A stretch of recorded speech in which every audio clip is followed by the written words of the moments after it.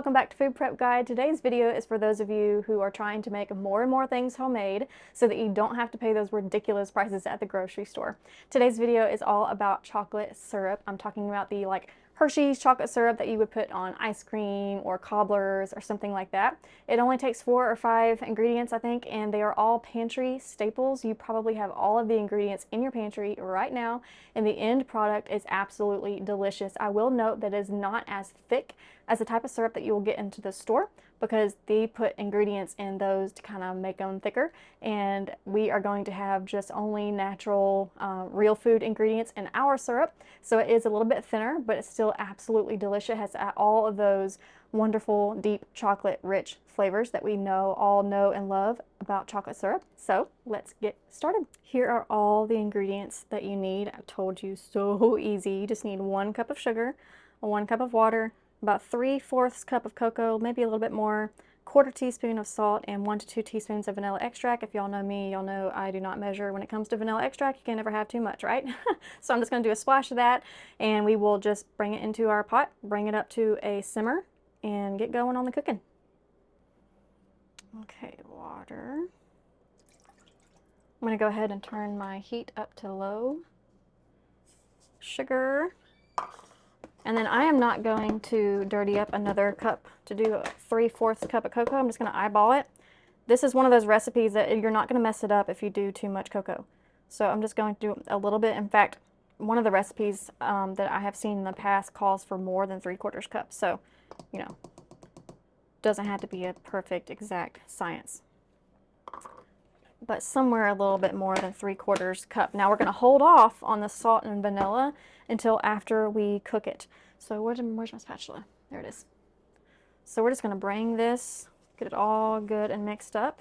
The only thing you need to know about cooking this syrup is that you do not want to bring it to a boil. That will make the chocolate taste really kind of almost like a burnt type flavor. Just not appetizing. So you do want to cook this on very low heat and watch it carefully. We do want it to simmer a little bit. If you've ever made, let's see, if you've ever made like maple syrup or, well, any kind of syrup really, and you get to that syrupy stage where you see a whole bunch of little bubbles on the surface, but it's not actually boiling, and it's not really simmering either. Like, it's hard to explain if you've never made syrup before, but that's what we're going for. We're going to be looking for lots of little bubbles formed on the surface, which I know that's what simmering does, but it's a little bit different because it does thicken up. I'm going to try to get you a shot of that description that I'm trying to explain with words. That's very difficult to explain with words. But right now I'm just getting all the clumps of cocoa out. I heard a tip from someone who said to sift your cocoa first, which ensures that there's no lumps, but I've never taken that step. Y'all know, if y'all are a friend of Food Prep Guide, y'all know I don't like to use dishes unnecessarily. I'm not going to dirty up a sifter just to sift my cocoa, but if you want it 100% lump free and don't want to have to get them out this way, go ahead and use your sifter and run your cocoa through that and get it all sifted out.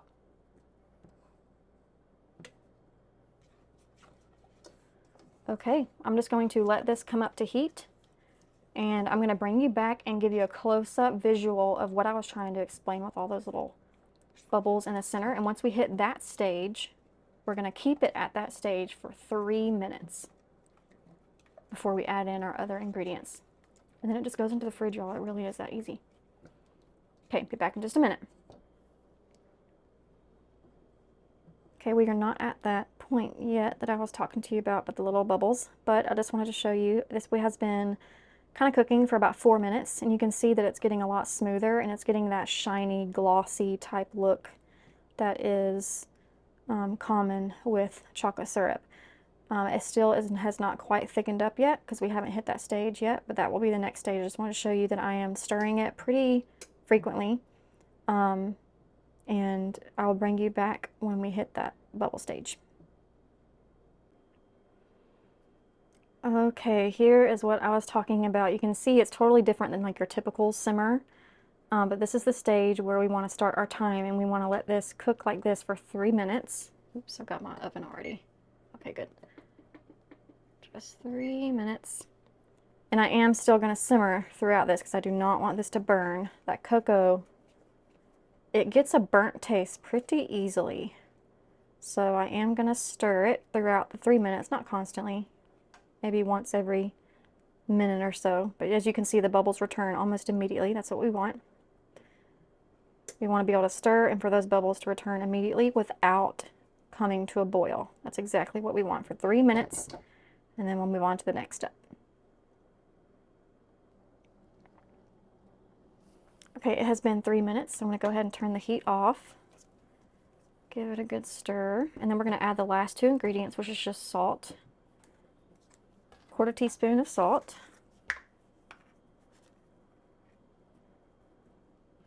And 1 to 2 teaspoons of vanilla extract.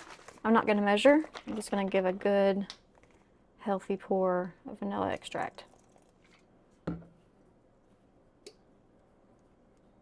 And we're done. I'm going to give this a good stir. I'm going to go ahead and take this off the heat.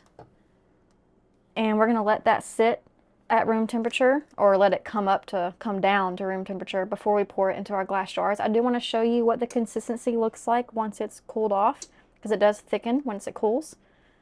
So we'll be pouring this on some ice cream in just a second. Okay, let's get this in our jar.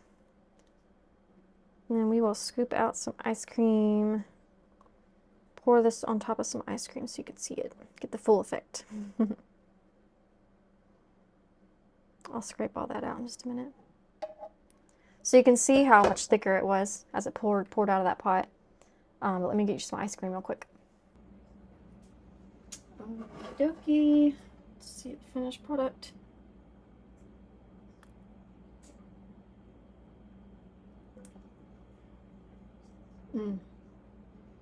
So good.